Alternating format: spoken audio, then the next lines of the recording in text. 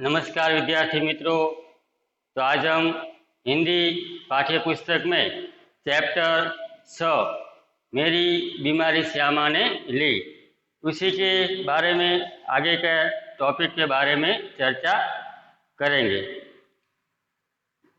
पहले हमने देखा था कि हरिवंश राय बच्चन जी की जो बीमारी है वो बीमारी 9 महीने से उसके पीछे पड़ गई थी। वो बीमारी थी बुखार यानी कि टीबी की बीमारी, तपेदिक क्षय की बीमारी। क्षय की बीमारी में हरिवंश राय बच्चन जी को बहुत ही ज़्यादा इलाज कराने के लिए पैसा नहीं था और उसकी जो आमदनी थी आवक वो भी बहुत अच्छी नहीं थी। इसीलिए हरिवंश राय बच्चन जी ने बहुत ही निराश होकर उन्होंने अपनी पत्नी श्यामा को समझाया कि मैं इस बीमारी का इलाज नहीं करवाऊंगा। तो उसकी पत्नी श्यामा ने हरिवंश राय बच्चन जी को कहा कि आप जब तक इस बीमारी का इलाज नहीं कराएंगे तब तक हम खाना नहीं खाएंगे। तो उसकी जो पत्नी श्यामा है, श्यामा ने हरिवंश राय बच्चन को बताया कि आप डॉक्टर मुखर्जी के पास जाओ और इस बीमारी का इलाज कराओ। श्यामा की सेवा साकार हुई। श्यामा पति की बीमारी में सेवा में साकार हो गई। पति को चिंता मुक्त करने के लिए अपने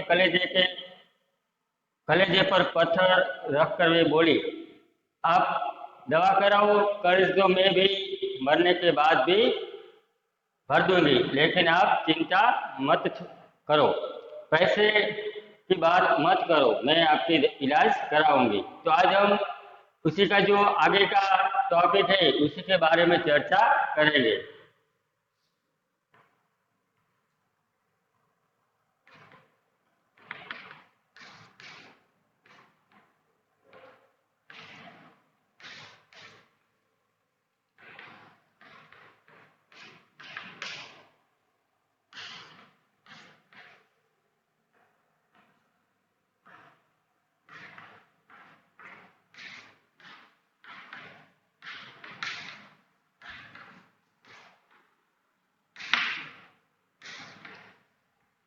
हरिवंश राय बच्चन।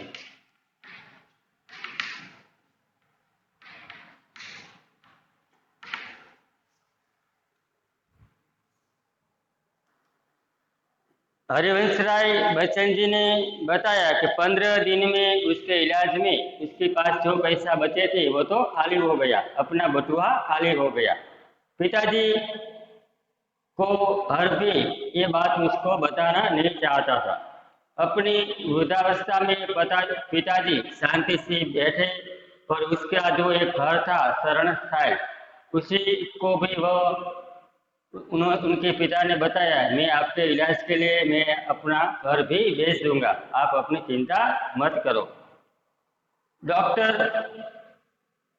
बीके मुखर्जी के पास जाकर कहा, डॉक्टर साहब आपका इलाज तो बहुत महंगा है, मेरे पास आपके लिए इलाज का पैसा नहीं है। एक बार हरिवंश राय बच्चन उसके जो डॉक्टर है डॉक्टर मुखर्जी उसी के पास जाते हैं और बताता है कि साहब आपके जो इलाज करते हो इलाज तो बहुत महंगा है, मेरे पास आपके इलाज का पैसा नहीं है। इसके पूर्व कि मैं कुछ और कहूँ या पूछूं, उन्होंने अपने बदनाम मुंह फट स्वभाव से कहा, पैसे नहीं है तो जाओ मरो। हरिवंश राय बच्चन जी ने डॉक्टर मुखर्जी को बताया कि मेरे इलाज का जो आपके पास पैसा नहीं है तो जाओ मरो। यहाँ पर शब्द है मुंह फट, अपरिचित शब्द।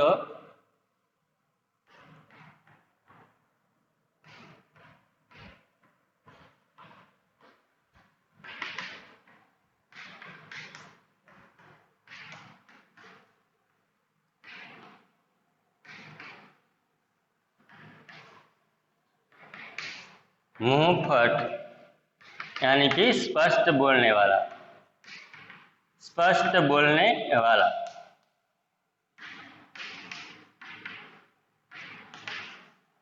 डॉक्टर मुखर्जी ने अपनी भाषा में हरिवंश राय बच्चन जी को कह दिया कि पैसा नहीं है तो जाओ मरो। इसके मुझे इस वाक्य से हरिवंश राय बच्चन के जीवन में कुछ नया परिवर्तन आया। मुझे जीवन में चुनौती से ही बल मिलता है। हरिवंश राय बच्चन जी ने बताया कि मुझे चुनौती चुनौती यानी कि ललकार यानी कि पड़कार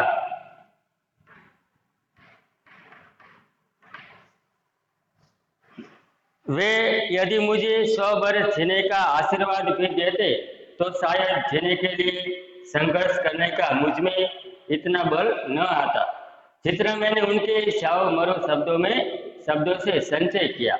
हरिवंश राय बच्चन जी को डॉक्टर मुखर्जी ने बताया कि आपके पास पैसा नहीं है तो जाओ मरो। ये वाक्य बोलते ही हरिवंश राय बच्चन के जीवन में एक चुनौती आई यानी कि पड़कार आया।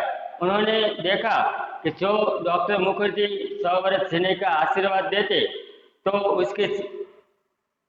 उसके पग पर बल न आता, लेकिन उन्होंने यह शब्द बताया कि जाओ मरो तो हरिवंश राय बच्चन ने यह शब्दों से संचय किया। संचय यानी कि एकत्र।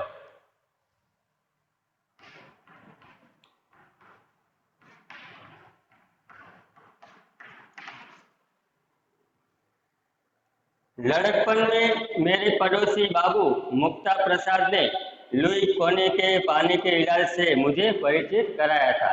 जब हरिवंश राय बच्चन छोटा था और उसी वक्त उसके जो पड़ोसी मुक्ता प्रसाद जी था उन्होंने बच्चन जी को बताया था जो इलाज लुई कुने यानी कि देसी इलाज।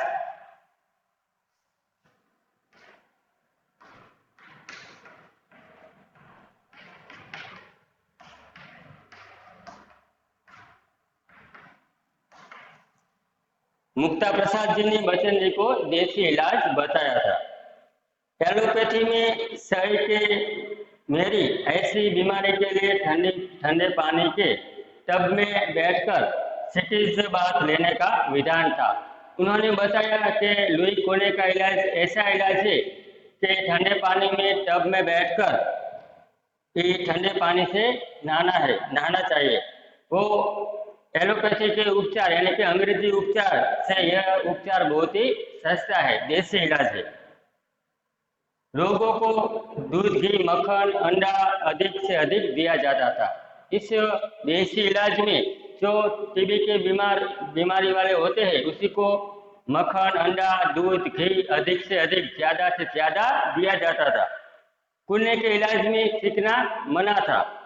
सिर्फ कच्ची सब्जियां फल भीगे चने गेहूं आदि पर रहना था। लेकिन मुक्ता प्रसाद जी का जो ये लुई कुने का इलाज है उसी इलाज में चिकना खाना यानी कि जो चिकनी चीज है सिर्फ दूध घी मक्खन आदि अनेक चीज को मना था। सिर्फ कच्ची सब्जियां कच्ची सब्जी है फल भीगे फल फूल गेहूं चने आदि पर ही जोर रहता था। न दवा पर कुछ खर्च न खुराक पर कुछ खर्च। मुक्ता प्रसाद जी का जो ये नुस्खा है उसमें न दवा में कुछ खर्च न कोई खुराक में। यही इलाज तो मेरी स्थिति से अनुकूल था और कामकाज साधारण किए जाना था। बच्चन जी को लगा कि ये इलाज है ये मेरी परिस्थिति से अनुकूल है। मैंने बीके मुखट मैंने बीके मुखर्जी का नुस्खा हाथ डाला और पुणे के अनुसार सिटी बात आरंभ किया। हरिवंश राय बच्चन जी ने जो मुक्ता प्रसाद जी का जो इलाज था इस इलाज को उन्होंने हाथ डाला। उन्होंने बताया कि मेरे पास प्रसाद जी वाले जो इलाज है एलोपैथी का उपचार अंग्रेजी उपचार उसी के लिए बच्चन जी के पास पैसा नहीं थे। इसीलिए उन्होंने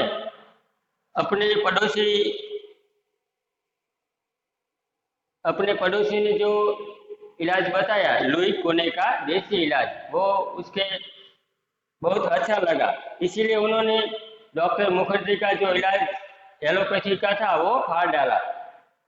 क्योंकि जब बच्चन जी मुखर्जी के पास गए इलाज कराने के लिए, तो मुखर्जी बोले, आपके पास पैसा नहीं है, आपका इलाज तो बहुत महंगा है, मेरे पास आपके लिए पैसे नहीं है। तो डॉक्टर ने उन्हें मुंह पर जवाब दे दिया था कि पैसा नहीं है तो जाओ मरो।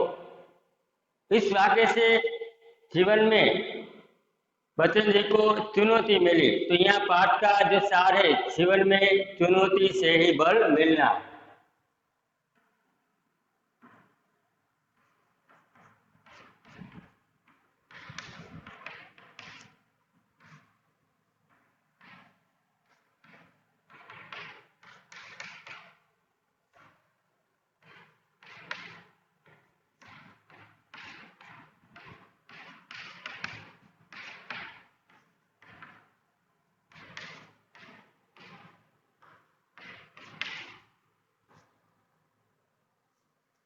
डॉक्टर मुखर्जी का यह कथन बच्चन जी के लिए चुनौती यानी कि ललकार बन गया था। परेशानियों के बावजूद भी वे निराश नहीं हुए। इतनी परेशानियां बच्चन जी को थी, उसके पास ये इलाज कराने के लिए पैसा नहीं थे, उनकी आमदनी बंद हो गई थी, किताब अनियमित बिक्री बिक्री हो रहा था और ट्यूशन स्कूल आदि सभी बंद थे। इसीलिए हरिवंश राय बच्चन जी के से आमदनी आय वो बहुत कम थी। तो उन्होंने डॉक्टर मुखर्जी का इलाज कराने का अच्छा नहीं लगा, इसीलिए डॉक्टर मुखर्जी ने उन्होंने कहा कि जाओ मरो। इस वाक्य से बच्चन जी के जीवन में नई चुनौती आई। परेशानियों के बावजूद भी वो निराश नहीं हुए। उन्होंने लुई कोने की चिकित्सा पद्धति अपनाई, जिससे खर्च के बराबर था। उन्हें सर्वाधिक बल मिला श्यामा जी की सेवा से। आगे तो उन्होंने इस सिटीज बात आरंभ किया, लुई कुने का इलाज आरंभ किया। तद अनुसार खुराक आदि रखी। आगे आगे उन्होंने खुराक खाने का भी शुरू कर दिया। स्कूल भी जाने लगा। बच्चन जी तो धीरे धीरे स्कूल जाने लगा। केवल रात वाली ट्यूशन छोड़ दी। उसी को जो रात में ट्यूशन कराते थे वो उन्होंने छोड़ दिया। उसका मुआवजा एक तरह से किताबों की बिक्री से मिल जाता था। मुआवजा यानी कि बदला, अपरिचित शब्द मुआवजा।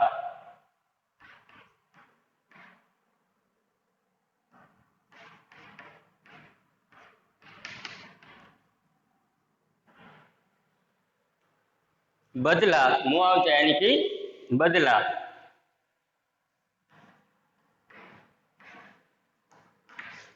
उन्होंने रात वाली जो ट्यूशन वह तो छोड़ दी थी, इसके बदले उसको किताबों में जो कई आवक आती थी उसी में उसको पैसे मिल जाता। श्यामा ने मेरा विरोध न किया। श्यामा ने भी इस इलाज का विरोध न किया। जीवन भर में जिस रास्ते पर भी चला उसने स्वस्थ पंथा कहा और मेरे पीछे चले।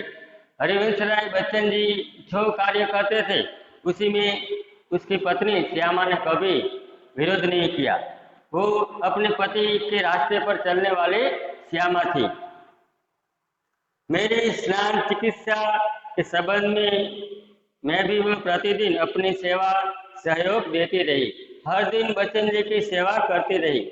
सबसे अधिक अपने इच्छा बल से उसने मुझे अपने रास्ते पर न ठहरे दिया। बच्चन जी की जो पत्नी श्यामा वो बच्चन जी को हमेशा के लिए उनकी सेवा में ही रहती थी। उन्होंने उसके रास्ते पर न ठहरने दिया, यानी कि न रुकने दिया, न पीछे फिरने दिया। उन्होंने राह पकड़कर तू एक चला चल पा जाएगा मधुशाला। उन्होंने हर पंक्ति में श्यामा बताती रही कि तुम आगे आगे बढ़ते रहो तो चला चल पा जाएगा मधुशाला। बच्चन जी का जो सर्वश्रेष्ठ कृति है मधुशाला, वो आपको मिल जाएगी। लेकिन अपने अडिग इच्छा बल से उसने जो सबसे बड़ा सहयोग दिया और जो सबसे बड़ा चमत्कार किया वह यह था कि जितने दिन मेरा इलाज चलता रहा उसने अपने सारे रोगों को जैसे किल दिया और कभी एक उंगली दुखने की भी शिकायत नहीं की। बच्चन जी को जब ये इलाज चल रहा था कभी श्यामा ने कोई दिन बच्चन जी के पीछे कोई ऐसा कार्य नहीं किया और अपने पति को सबसे बड़ा सहयोग दिया और सबसे बड़ा चमत्कार देकर उन्होंने ये इलाज चालू रखा। उसने सारे रोगों को कील दिया और कभी एक उंगली देखने की भी शिकायत नहीं की। वैसे ही श्यामा ने जिस दिन बच्चन जी तपेदिक यानी कि टीबी की बीमारी में झपट में आ गए, तब से श्यामा बच्चन जी की सेवा में लगे रहे।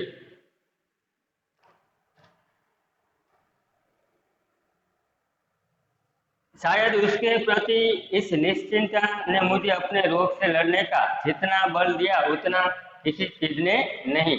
बच्चन जी को भी लगा कि अपनी पत्नी श्यामा ने जो इस रोग के सामने लड़ने का बल दिया, तो और किसी ने यह सामना करने का बल नहीं दिया।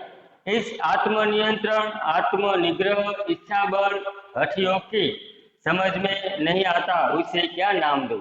बच्चन जी ने बताया कि उसकी पत्नी श्यामा ने जो उसकी जो सेवा की है, आत्मनिग्रह, इच्छा बल और हठ योग, तो उसमें समझ में नहीं आता कि मैं इसका क्या नाम दूं। आत्मनिग्रह शब्द यानी पर अपने पर काबू रखने वाला, आत्मनिग्रह।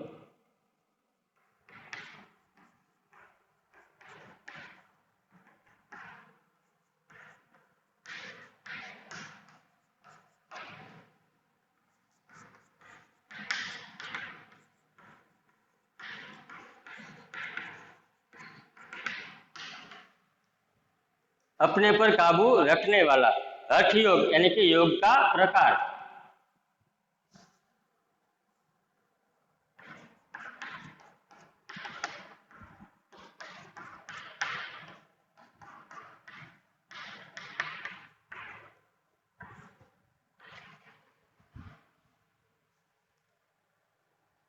बड़ी महंगी कीमत उसे चुकानी पड़ी। बच्चन जी को लगा कि मैं श्यामा की इस सेवा की कीमत कैसे चुकाऊं। उन्होंने आत्मनिग्रह, इच्छा बल और हठ योग किया, जो प्रयोग किया। बच्चन जी को लगा कि मैं इसको क्या नाम दूं और मैं ऐसे कैसे कीमत चुकाऊं। अपने स्वर से पूर्णतया मुक्त हो।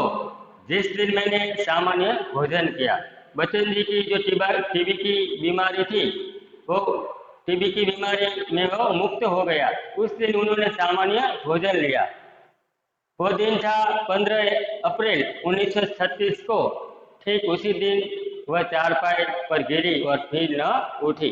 जब बच्चन जी टीबी की बीमारी से मुक्त हुआ, उस दिन 15 अप्रैल 1936 के दिन उनकी पत्नी श्यामा उसी दिन चारपाई यानी कि खाट पर लेट पड़ी, तो फिर कभी न उठी। 216 दिन बराबर रोग शैया पर पड़े रहने के बाद 17 नवंबर 1936 को उसने अपना शरीर छोड़ दिया। 216 दिन अपनी पत्नी श्यामा जो चारपाई पर पड़ी और वो 17 नवंबर 1936 को उसने अपना प्राण त्याग दिया और अपना शरीर छोड़ दिया। श्यामा के और अपने विवाहित जीवन के अंतिम 18 महीनों में मुझे और उसे दोनों को मौत के साथ संघर्ष करना पड़ा। बच्चन जी को लगा कि मुझे और मेरी पत्नी को वो 18 महीनों तक के मौत के सामने संघर्ष करना पड़ा। मेरे संघर्ष में श्यामा ने अपनी इतनी आंतरिक मंगल कामना दी।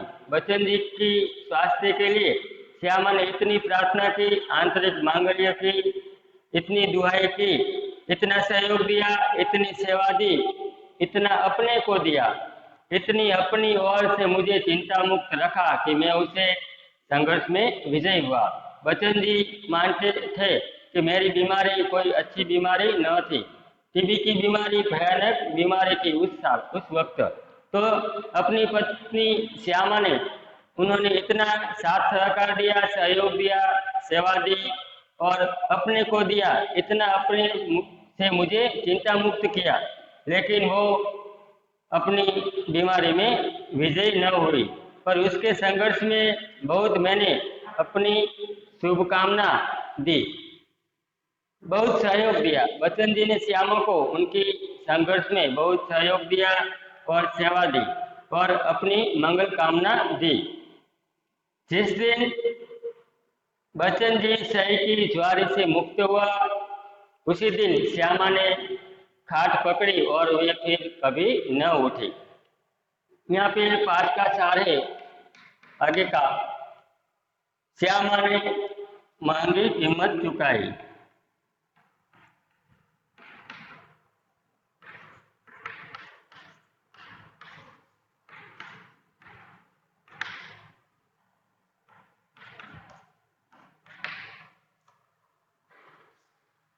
जिस दिन श्यामा ने खाट पकड़ी और फिर वे कभी न उठी, उन्होंने अंतिम सांसों तक बच्चन जी का ख्याल रखा। हरिवंश राय बच्चन जी का अंतिम सांसों तक उनकी पत्नी श्यामा ने ख्याल रखा। बच्चन जी का ख्याल था, श्यामा ने मेरी बीमारी लेकर और मुझे निश्चित रखने के प्रयत्न में भारी कीमत चुकाई। श्यामा जी सच्चे अर्थों में बच्चन जी की अर्धांगना थी। इसी प्रकार उन्होंने जो साथ सहकार दिया, बहुत सेवा दी, बहुत अपने को दिया, पर वह पराजित हो गई।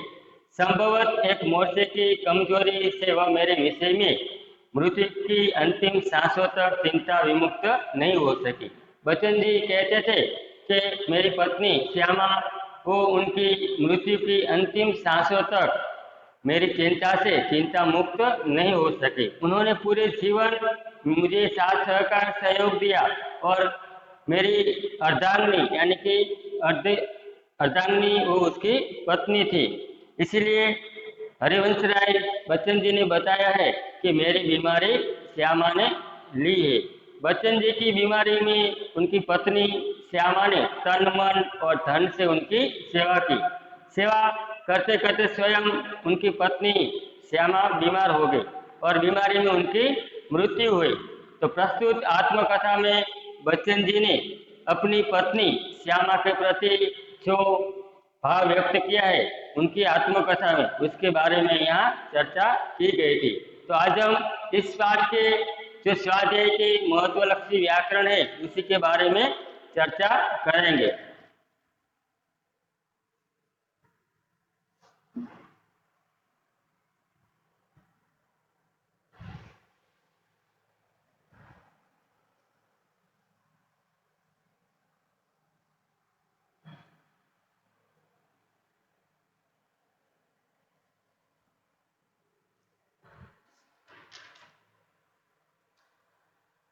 सबसे पहले हम यहाँ पे इस पाठ के जो शब्द समूह है, निम्नलिखित शब्द समूह के लिए एक शब्द लिखिए, इसी के बारे में चर्चा करेंगे।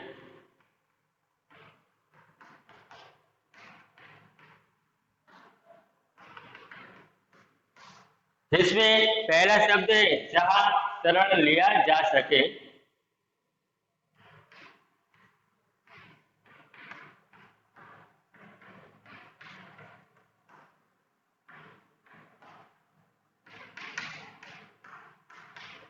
तो उसे क्या कहते हैं? आश्रय शरण स्थल।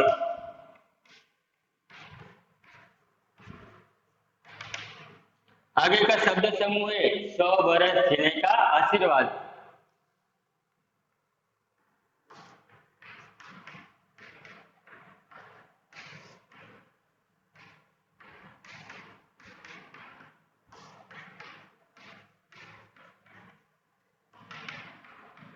उसी को 100 बरस जीने का आशीर्वाद, उसे हम क्या कहते हैं? शतायु भव। शतायु भव।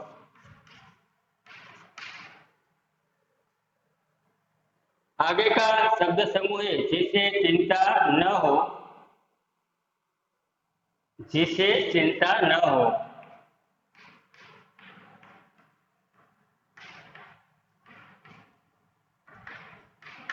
उसे हम क्या कहते हैं? चिंता मुक्त।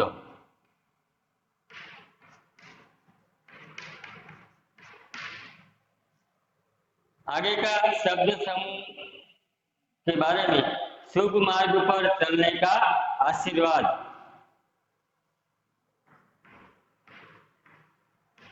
शुभ मार्ग पर चलने का आशीर्वाद।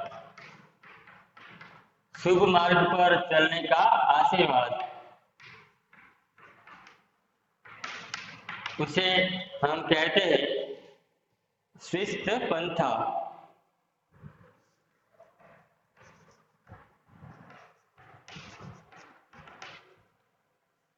आगे अंग्रेजी पद्धति की उपचार प्रणाली। अंग्रेजी पद्धति की प्रचार प्रणाली, इसे हम कहते हैं एलोपैथी उपचार। एलोपैथी उपचार। आगे आत्मा पर अंकुश। आत्मा पर अंकुश,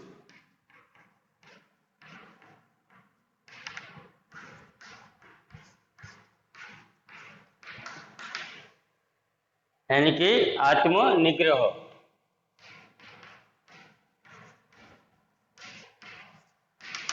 तो यहाँ पर हमने जो शब्द समूह लिखा है, इसका पहला शब्द है जहाँ शरण स्थल लिया जा सके, उसको शरण, जहाँ शरण लिया जा सके उसे शरण स्थल। 100 वर्ष जीने का आशीर्वाद, शतायु भव, जिससे चिंता न हो, चिंता मुक्त, शुभ मार्ग पर चलने का आशीर्वाद, स्वस्थ पंथा, अंग्रेजी पद्धति का उपचार की प्रणाली, ऐसे एलोपैथी कहते हैं। आत्मा पर अंकुश, उसे आत्म निग्रह कहते हैं। तो आगे का जो है पर्यायवाची शब्द, यानी कि समानार्थी शब्दों।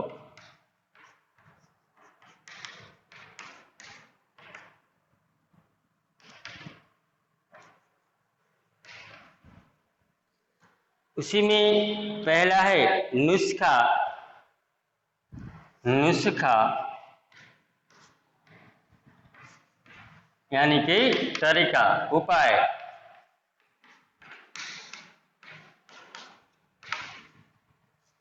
आगे का शब्द है वैधव्य।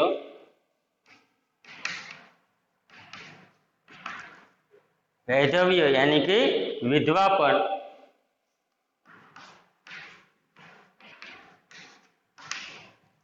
आगे मुआवजा,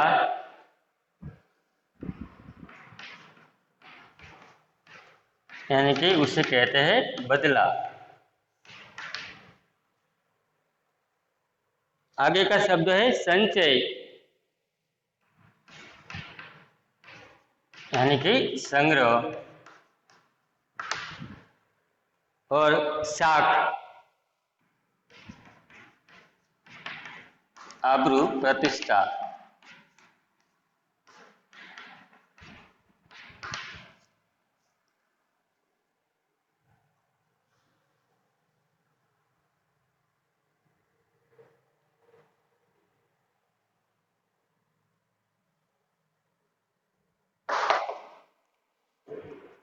आगे का व्याकरण लक्षी विरोधी शब्दों।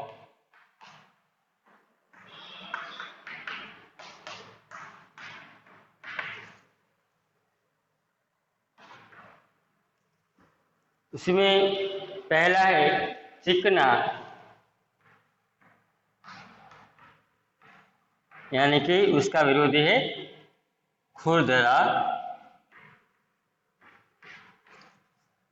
मधु यानी कि मीठा, तो उसका विरोधी है कटु। आगे कलेश, तो उसका विरोधी है शांति। विमुक्त, तो उसका विरोधी है बद्ध। आगे शुभ, तो उसका विरोधी है अशुभ।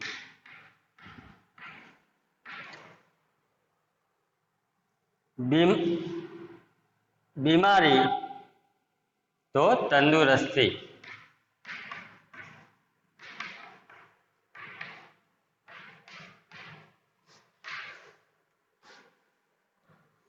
आगे विधवा, तो इसका विरोधी है सधवा। आगे निराकार यानी के साकार। आगे मंगल तो अमंगल।